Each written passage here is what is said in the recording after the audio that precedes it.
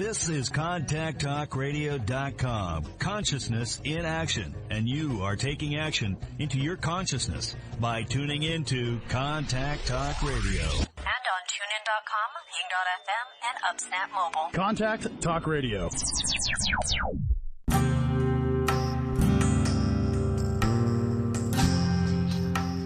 Welcome to Spiritual Psychic with Sarah Wiseman, where you'll learn how to unlock the secrets of spiritual intuition and your own psychic gifts. Here's Sarah.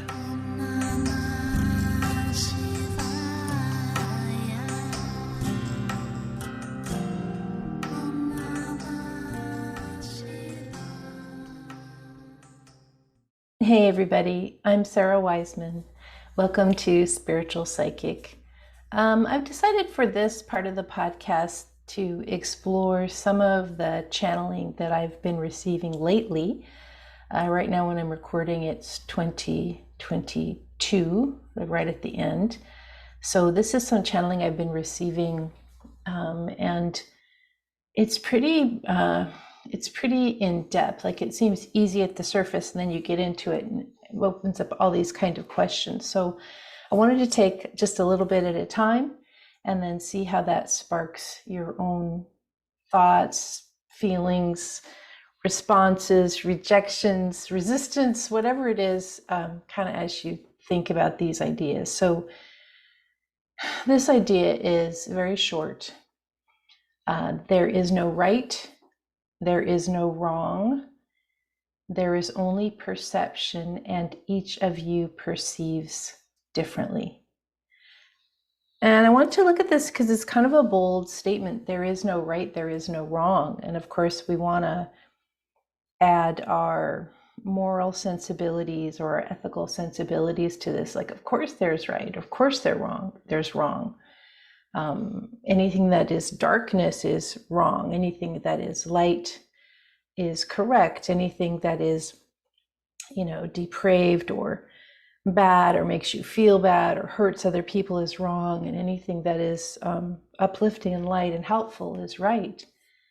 But this guidance takes the whole experience of humanity into account. And so if you're only at a certain level of awareness, which all of us have been at in different lifetimes, if you're only at a certain level of awareness, perhaps the ethically bad or the morally reprehensible or the lower level of existence is like, that's the highest place you can get to at that moment in your life. And so is that bad? If actually doing something bad is like an uplift for you of your emotional state or of your understanding.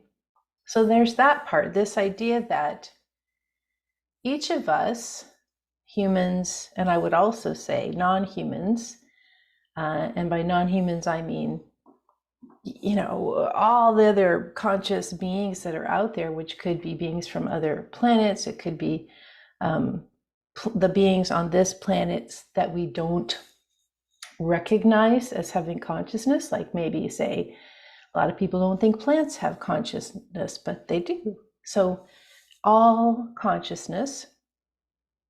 And so we're each at these different levels of awareness. And when we talk about different levels of awareness, we're talking about our ability to know ourselves as one. So we're a specific, unique part of, and yet we're all part of the same oneness. And this is humans and everything else. So there is only perception, and each of you perceives differently. And here we are again with this idea that we're all on this journey towards our understanding of oneness. This is the whole reason we're alive. There's no other reason. We're just hoping to get to that place of being transfixed by that idea and really getting it, so that no matter what life throws at us, we keep coming back. Yeah, the answer is always the same. Oneness. It's always the same answer. And each of you perceives differently. So there's this, we talk about paths up the mountain. There's the mountain, which is oneness, unmoving, unchanging. And yet some of you are like, I'm going to take 7 backpacks and go up the mountain. Others of you are like, I'm going to take a water bottle. Others of you are like, I'm going to fly into the mountaintop. Others of you are like, I'm going to wait for the mountain to erupt and then I'll go there. Others of you are, I'm going to dream about the mountain. There's lots of ways to get there, and there's no one right way. So that each of us has this idea, like, here's what my calling is, here's what I must do. And that's correct. There's only perception, and each of you perceives differently. So that in the dimensionality that you exist in, based on your awareness, your experiences, how you want to go about your life in this lifetime, you have a perception, and then somebody else comes along. They have a different set of experiences, a different set of understanding. They have a different emotional makeup, different astrology, different background, all the ways we're different, and they have a different perception. And then you get people that are so similar, like maybe they're siblings or they're partners that have been together a long time who agree on everything, or maybe they're even twins or something. And yet the experience is different for each of us. So the bigger thing of this is when we stop expecting other people to understand things the same way we do.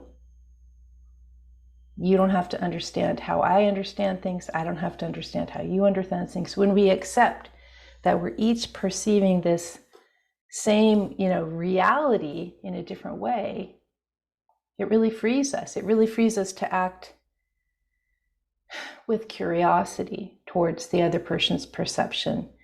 It really frees us to allow the other person, whoever it is that we come in contact to, be open and inquisitive as to how are you perceiving this experiment or this experience we call life? How is that showing up for you?